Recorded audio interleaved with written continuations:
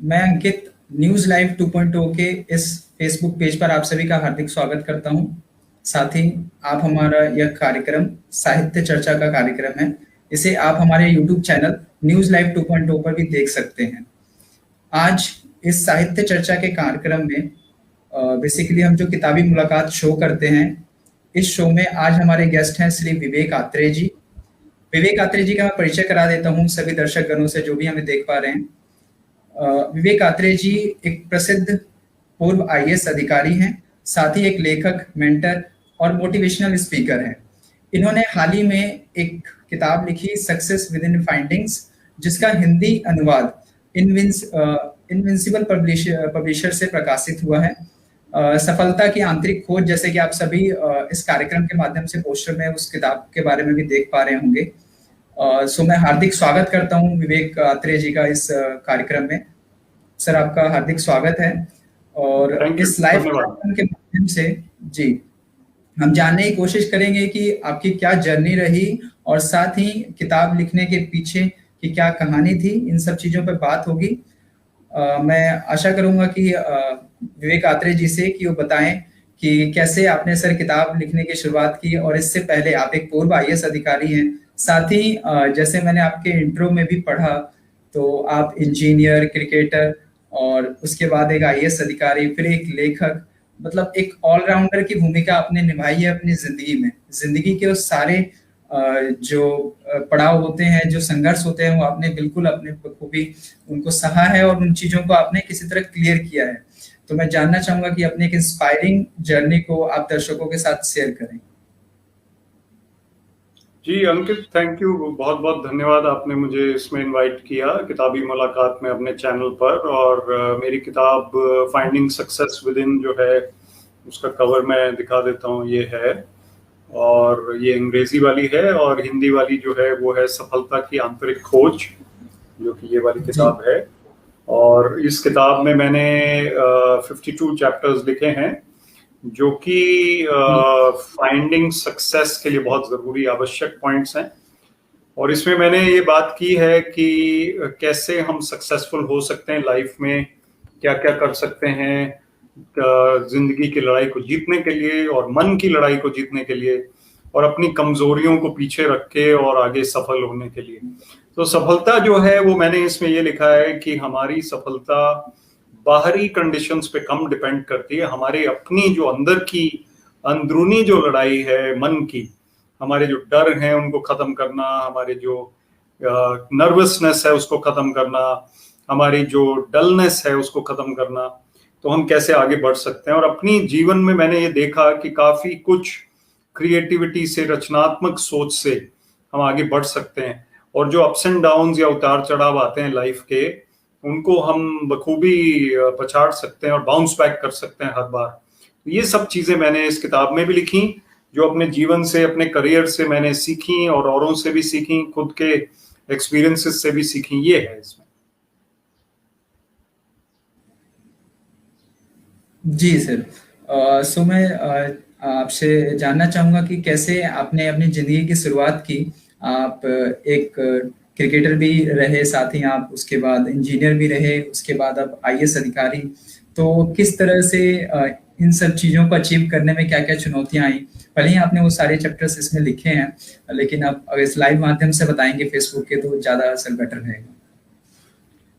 हाँ, तो शुरुआत ऐसे हुई कि पेरेंट्स बहुत सौम्य किस्म के, ग्रेसफुल किस्म के थे। वो चले गए दोनों किसी वक्त जिंदगी में। उनका जाना भी सहना पड़ा। लेकिन उस वक्त जब हम बच्चे थे, मैं और मेरी दो बहनें, तो हम लोगों का जीवन बड़ा सुखी था, बड़ा आरामदेह था। अच्छी पढ़ाई की हमने, अच्छा हमारा अपब्रिंगिंग हुआ। हम लोग दिल्ली में रहते थे पहले, उसके बाद हम लंदन में भी रहे 3 साल, मेरी फादर की पोस्टिंग थी। और उसके बाद चंडीगढ़ में आ गए थे, चंडीगढ़ बहुत साल रहे। अभी भी चंडीगढ़ पंचकुला में मैं रहता हूँ। और हम जो अपब्रिंगिंग थी, जो जीवन था शुरू का, वो बड़ा बैलेंस था। उसमें खेल भी था और पढ़ाई भी थी और किताबें भी थी। तो वो ही चीज़ अभी तक काम आ रही है कि पढ़ाई भी की और खूब सारी क्रिकेट भी खेली और किताबें भी पढ़ी और थोड़ा बहुत लिखना तब भी शुरू कर दिया था मैंने, कॉलेज तक तो कर ही दिया था। तो उस सब एक्सपीरियंसेस की वजह से आगे बढ़ना थोड़ा आसान हो गया। और अब मैं मोटिवेशनल स्पीकर हूँ और लोग काफी मेरे टॉक्स देखते हैं। आपको मालूम है कि यूट्यूब पे मेरे कोई 35-40 लाख लोग मेरे टॉक्स देख चुके हैं। तो काफी ज्यादा मुझे शोहरत भी मिली है, फेम भी मिला है, और उससे मुझे औरों को प्रेरणा देने में और प्रेरणा मिलती है खुद को। तो ये बहुत, खास तौर पे जो टफ टाइम है जैसे पैंडेमिक के हैं, ये इस तरह के टाइम में और ज्यादा इसकी आवश्यकता है। जैसे हम जो बात कर रहे हैं, जो टॉपिक है सफलता का, वो कई लोग इस वक्त घबरा रहे हैं कि हमारा क्या होगा। 12वीं क्लास के एग्जाम कैंसिल हो गए, यंगस्टर्स को लग रहा है कि टेंशन है, स्ट्रेस है। तो स्ट्रेस और टेंशन को कैसे हैंडल करते हैं, इस पे मैं वर्कशॉप्स करता रहता हूँ, किताब लिख रही है और आर्टिकल्स लिखता रहता हूँ, वीडियोस बनाता रहता हूँ। तो उसके बाद सर्विस करियर हुआ, और सर्विस करियर में बहुत ज़्यादा एक्सपीरियंस हुआ। डीसी भी रहा, डायरेक्टर भी रहा, बहुत साल सर्विस की, 25-26 साल। और उसके बाद मैंने वॉलंटरी रिटायरमेंट लिया, जबकि मेरे पास अभी 10 साल रहते थे मेरे सर्विस के। और मैं अभी भी रिटायरमेंट एज से बहुत छोटा हूँ, लेकिन मैंने ये रिटायरमेंट वॉलंटरी तौर पे ली, और मैं पूरे इंडिया में ट्रैवल करता हूँ और बाहर भी ट्रैवल करता हूँ एज ए स्पीकर, और वेबिनार्स भी बहुत करता हूँ। तो अच्छा लग रहा है, और इससे मैं औरों को, बच्चों को, यंग लोगों को मैं काफ़ी सीख दे पा रहा हूँ, काफ़ी सांत्वना दे पा रहा हूँ, उनको एक थोड़ा बहुत रास्ता दिखा पा रहा हूँ। बाकी तो उन्होंने अपना जीवन जीना है और जीतना है, लेकिन कम से कम एक गाइडेंस के तौर पे, जो कि आवश्यक है, क्योंकि आजकल यूथ के ऊपर बहुत प्रेशर है, बहुत स्ट्रेस है, बहुत टेंशन है। और मेरा एक कोट है इस किताब में, life is not about marks, life is about making a mark. यानी कि जीवन असरदार होना चाहिए। सिर्फ नंबर हमने ले लिया 95%, उसके बाद हमारा जीवन तो कुछ खास निकला नहीं। अगर आईआईटी में एडमिशन भी हो गया मान लो, लेकिन हम इंसान अच्छे नहीं बने, या इम्पैक्ट नहीं कर पाए आगे जीवन में, किसी को मदद नहीं कर पाए, उसका कोई फायदा नहीं है। तो हमें जीवन ऐसा व्यतीत करना है जो असरदार हो, जोरदार हो, और उससे हमें नंबर भी लेने हैं। मैं ये नहीं कहता कि पढ़ाई नहीं करनी, पढ़ाई करनी है, बैलेंस लाइफ लीड करनी है, ऑलराउंडर बनना है। यही सारे मेरे मैसेजेस होते हैं इसमें यूथ को, और इन्हीं के बारे में मैं बात करता हूँ ज्यादा। जी, जैसे कि आपने जिक्र किया कि आपने 10 इयर्स पहले ही वॉलंटरी रिटायरमेंट ले लिया सर। तो जैसे अभी धारणा ये रहती है लोगों के बीच की, जब भी वो किसी एक पोजीशन पे या एक उम्र के बाद वो जिंदगी से मतलब ये कह सकते हैं हार मान लेते हैं। और जैसे आपने एक गजब की स्पिरिट दिखाई कि आप इतने सारे अचीवमेंट्स आपने रिकॉर्ड किए अभी भी, और आप हमारे बीच मौजूद हैं। तो ऐसी क्या स्पिरिट थी सर, ऐसा क्या मोटिवेशनल था आपकी जिंदगी में जो आपको कंटिन्यूअसली सक्सेस की ओर लेता चला गया? हाँ, इसमें आपकी बात बिल्कुल ठीक है। आईएएस से कोई रिजाइन नहीं करता, पहली बात तो ये है कि बहुत कम लोग रिजाइन करते हैं, ये कह सकते हैं चलो। और वो भी किसी नौकरी के लिए नहीं किया मैंने, किसी और कोई कॉर्पोरेट जॉब या बड़ा कोई खुशी लाइफस्टाइल के लिए। मैंने इसलिए किया कि मैं एक राइटर और मोटिवेटर बनना चाहता था, जो मैं फुल टाइम हूँ। और मैं कुछ यूनिवर्सिटीज को, जैसे शुलिनी यूनिवर्सिटी सोलन है, उनको एडवाइस करता हूँ, वहाँ प्रोफेसर भी हूँ, और कई यूनिवर्सिटी में मैं विजिटिंग लेक्चर्स देता हूँ।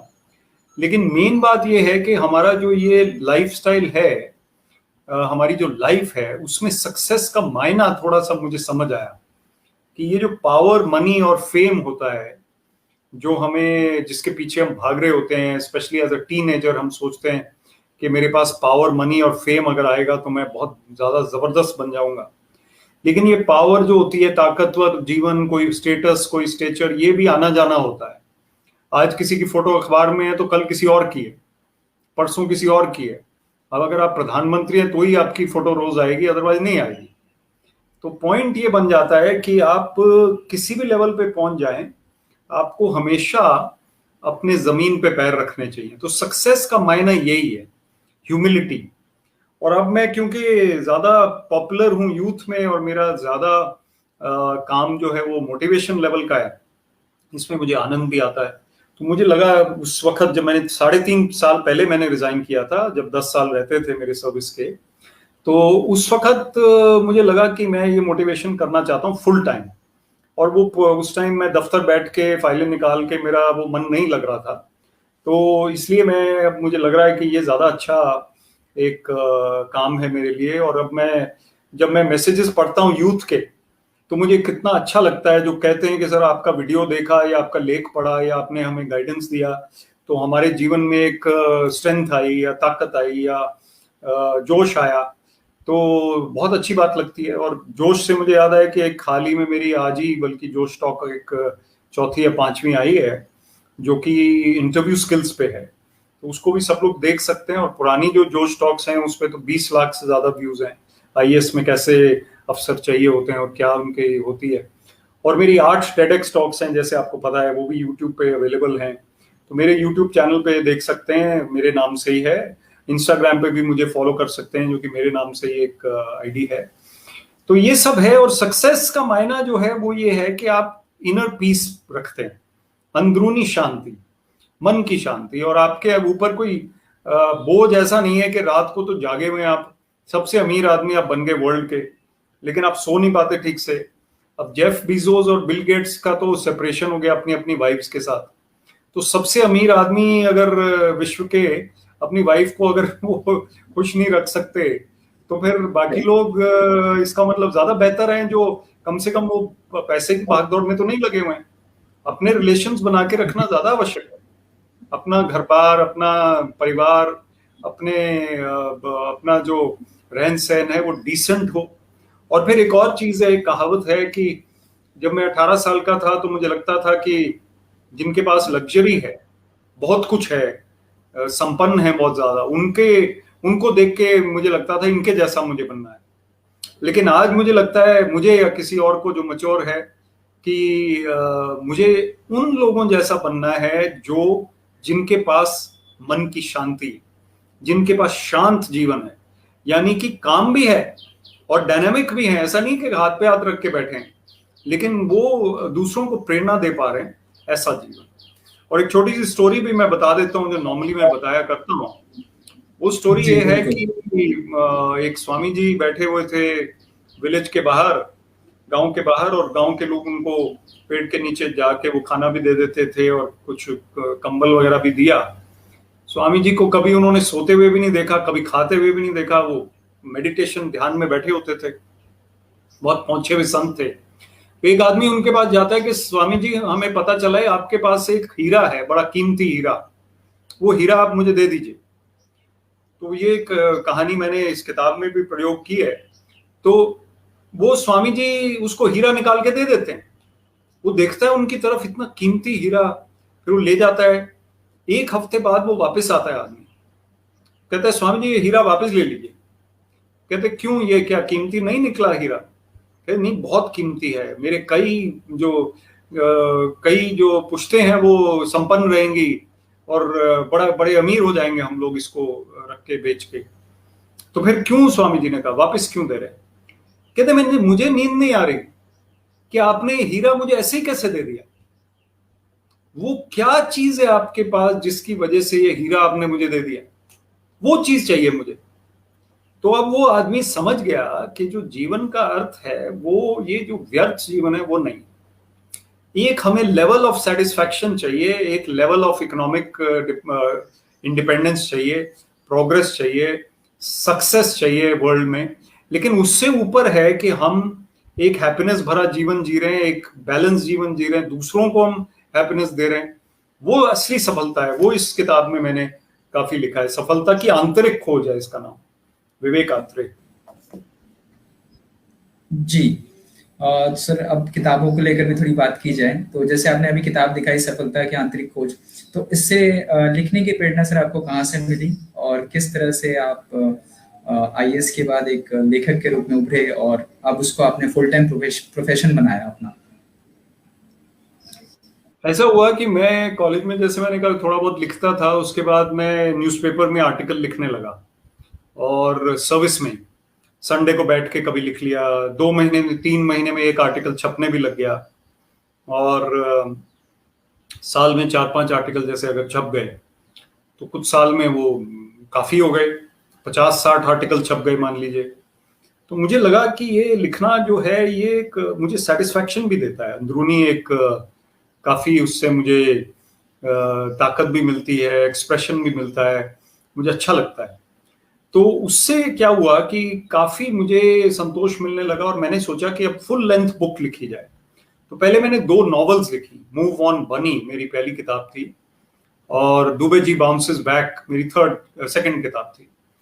और थर्ड फिर मैंने ये अंग्रेजी और हिंदी में ये लिखी जो मैंने अभी दिखाई आपको, फाइंडिंग सक्सेस विद इन और सफलता की आंखें, जो कि एक ही किताब है, ये मोटिवेशनल बुक है।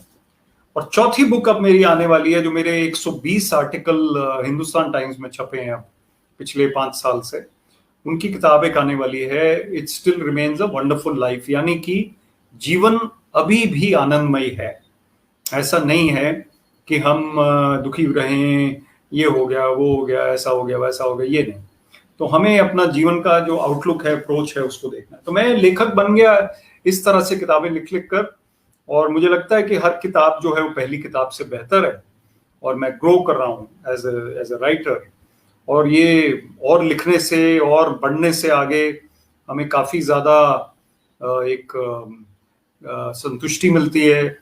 और जब यंग लोग पढ़ के किताब अच्छे रिव्यू देते हैं, अच्छी फीडबैक देते हैं, और हिंदी में बड़ी डिमांड थी, इंग्लिश में आ गई थी 1 साल पहले ये किताब, अब हिंदी में अभी अभी आई है, जैसा आपको पता है। कपिल देव जी ने अभी रिसेंटली फोटो खिंचा के मेरी किताब के साथ इलेक्ट्रॉनिक वे में उन्होंने लॉन्च की है, जो कि मेरे बड़े भाई की तरह है, क्योंकि हम लोग जब बचपन में क्रिकेट खेलते थे तो हम उनको देखते थे, चंडीगढ़ में ही वो आते थे स्टेडियम में, हम लोग क्रिकेटर थे यंग, वो हमारे दिग्गज थे, कपिल देव थे, वो तब भी 22-23 साल के थे और हम 12-13 साल के थे, मेरे से शायद 10-11 साल बड़े होंगे। तो काफी हमें इंस्पिरेशन मिलता था। अब उन्होंने किताब रिलीज की तो मुझे बहुत अच्छा लगा। तो इस तरह मैं लेखक बना, और अभी भी कॉलम मेरा हिंदुस्तान टाइम में हर फोर्टनाइट, हर 2 हफ्ते में छपता है। आज भी मैंने एक रिटायरमेंट के ऊपर लिखा है कि रिटायर्ड लोग जो हैं वो नई जिंदगी कैसे व्यतीत कर सकते हैं, नया जीवन कैसे कामयाब बना सकते हैं। और रिटायरमेंट का मतलब नहीं कि अब जिंदगी खत्म होने वाली है। हम आजकल हेल्थ आप देखिए, लाइफस्टाइल देखिए, लाइफ एक्सपेक्टेंसी देखिए, तो 60 साल का रिटायर्ड आदमी लगता ही नहीं कि वो रिटायर्ड है, और 85, 90, 95, 100 के ऊपर भी लोग चल रहे हैं। तो इसलिए उसको एक नई इनिंग्स की तैयारी करनी चाहिए, सेकंड इनिंग्स की तैयारी करनी चाहिए। तो वो मैंने लिखा है। तो मैं प्रेरणा देने की कोशिश करता हूँ अपनी राइटिंग से, लेकिन फिर दोबारा एक आधी नॉवल फिर लिखने की चेष्टा है, कोशिश है, वो भी लिखूंगा दोबारा, और ये नॉन फिक्शन फिक्शन दोनों चलेंगे साथ साथ। जी, जैसे सर आपने बताया कि आप प्रेरणा देने की कोशिश करते हैं, आपकी सारी किताबें भी प्रेरक हैं, और अभी जो आपकी किताब आई है कहीं ना कहीं युवाओं के बीच काफी लोकप्रिय हुई है, और इसका हिंदी वर्जन भी अब रिसेंटली लॉन्च हो गया है। जो भी दर्शक हमें देख पा रहे हैं वो हिंदी वर्जन भी इनविंसिबल पब्लिशर से मंगवा सकते हैं, या फिर आप अमेजोन और फ्लिपकार्ट से भी इसे परचेज कर सकते हैं।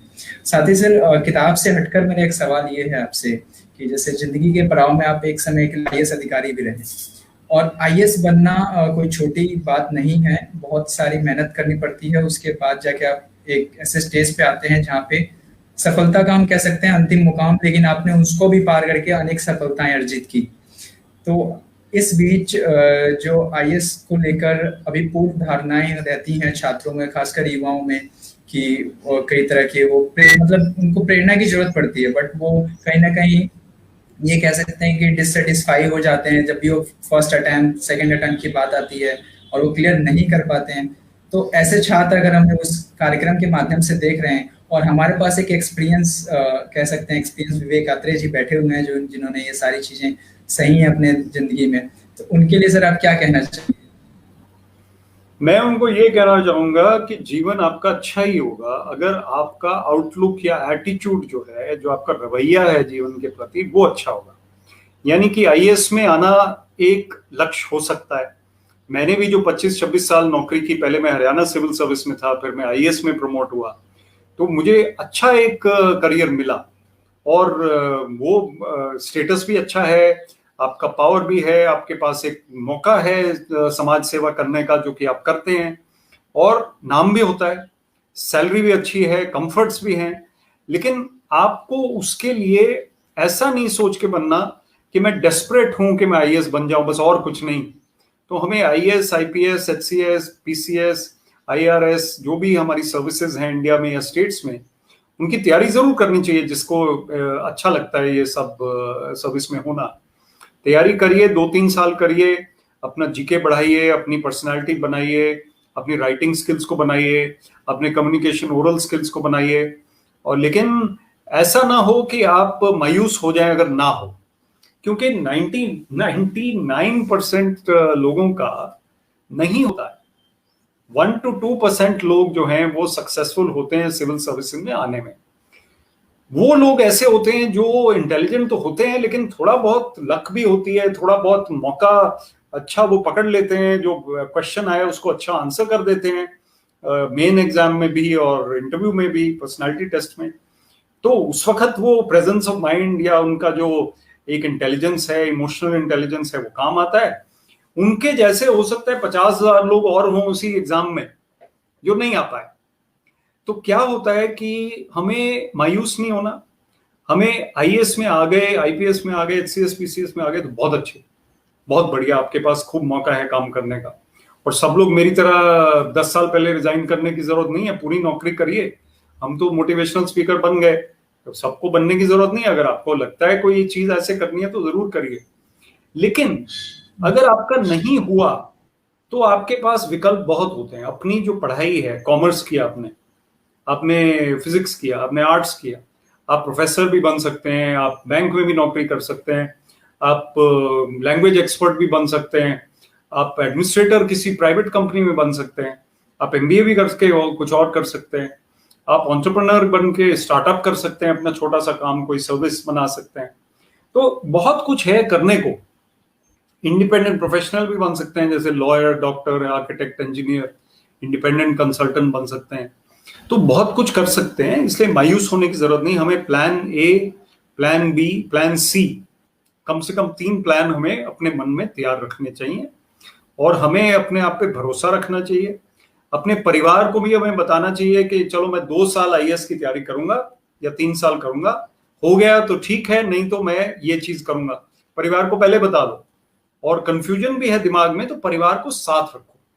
कई लोग होते हैं कि दिल्ली जाके पढ़ रहे हैं, बेचारे हुआ नहीं, उसके बाद फिर वो परिवार भी दुखी, वो भी दुखी, फिर वो कहते हैं वापस आ जाओ, नौकरी कर लो। नौकरी ढूंढना मुश्किल हो जाता है कई बार।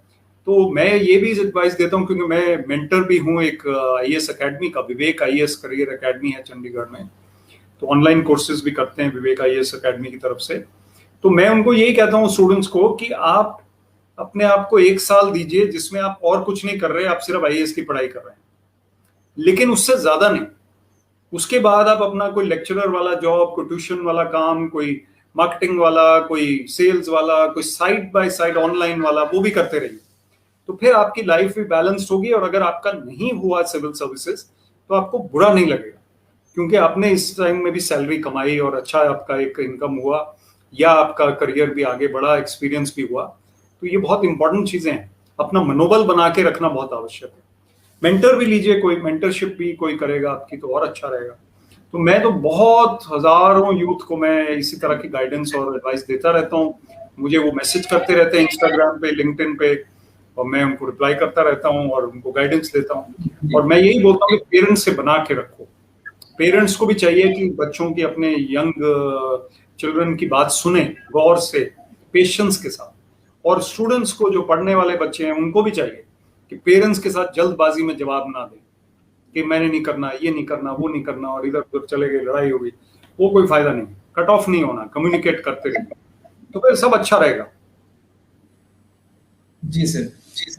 तो अभी जो आपकी सर हाल ही में किताब प्रकाशित हुई है, सफलता की आंतरिक खोज, इसमें से सर कोई एक प्रेरक कोट जो आपसे शेयर करना चाहें दर्शकों से, जैसे आपने एक कोट अभी थोड़ी देर पहले शेयर किया था, 2-3 कोट्स जो कि मोटिवेट कर सकें इस लाइव कार्यक्रम के माध्यम से, आप शेयर कर सकते हैं। जी, मैं 2-3 चीजें इसमें से आपको बताऊंगा। पहले तो मैंने कहा है कि संतुलित जीवन होना चाहिए। कट्टरता कभी लाभदायक नहीं होती। यानी कि कट्टर व्यक्ति जो होता है वो ठीक है, हम एक तरह से एक चीज के लिए पागलपन भी हो सकता है अंदर कि मैंने ये करके ही दिखाना है। क्रिकेट इंडिया के लिए मैंने खेलनी ही खेलनी है, या मैंने टॉप बैंक ऑफिसर बनना ही है, या मैंने पुलिस में भर्ती होना ही होना है, किसी तरह मैं बहुत डिटरमिन्ड हूं। लेकिन हमें फिर भी संतुलन रखना है जीवन में। ऐसा नहीं कि हम ऐसे पागल या ऑब्सेस्ड हो जाएं कि हम और चीज भूल जाएं सारी। तो हम ऑलराउंडर बनेंगे तो बेहतर रहेंगे। साथ में म्यूजिक भी होना चाहिए लाइफ में, कोई स्पोर्ट्स भी होना चाहिए, कोई फिजिकल, मेंटल, स्पिरिचुअल फिटनेस, तीनों, बॉडी, माइंड, सोल, तीनों आवश्यक हैं। ये सब चीजें हमारे लिए होनी चाहिए, तब जाके हमारा जीवन ऐसा बनता है कि हम एक संतुलित इंसान बनते हैं, और फिर हम मायूस नहीं होते किसी चीज से। जो कट्टरता पे होते हैं कि मैं तो देखो ये मैंने तो पैसे कमाने कमाने ही कमाने, मैं पागल हो जाऊंगा फिर तो। क्योंकि एक कहानी थी वुड कटर वाली, जो लकड़हारा होता है, उसको कहा गया लकड़हारे को कि आप जितनी लकड़ी सुबह 8 बजे से शाम 8 बजे तक काटेंगे वो आपकी है, जितने पैसे आप उनको बेच के लेंगे वो आपके हैं। तो लकड़हारा सुबह 8 बजे शुरू होते हैं और 4 बजे तक चकनाचूर होता है, क्योंकि वो पागलों की तरह लकड़ी काट रहा हो, जितनी ज्यादा काट सकता है। उसकी आरी भी खराब हो जाती है, ब्लंट हो जाती है, धार उसकी फीकी हो जाती है, लेकिन वो काटे जा रहा है लकड़ी। एक कोई पासर बाय आते हैं, वो कहते हैं तुम बैठ क्यों नहीं जाते आधे पौने घंटे के लिए, आराम भी कर लो और इस धार को तेज कर लो, जब तेज हो जाएगी फिर और लकड़ी काट पाओगे 8 बजे तक। लेकिन वो सुनता नहीं, वो कहता नहीं मुझे तो अभी और काटनी है, और 5-6-5:30 बजे तक वो कोलैप्स हो जाता है, हॉस्पिटल ले जाना पड़ता है। यानी कि हम एक चीज में ऐसे भी ना पागल हो जाएं कि हमें और कुछ नजर ही नहीं आता। ये बड़े कंफ्यूजन है लोगों में कि मैं डायनामिक वे में कोई चीज प्राप्त करूं या मैं जोर लगा के कोई चीज प्राप्त करूं, वो तो आवश्यक है, लेकिन ये अति आवश्यक है कि हम बैलेंस और संतुलन बना के रखें, फिर हम ज्यादा सफलता प्राप्त करेंगे।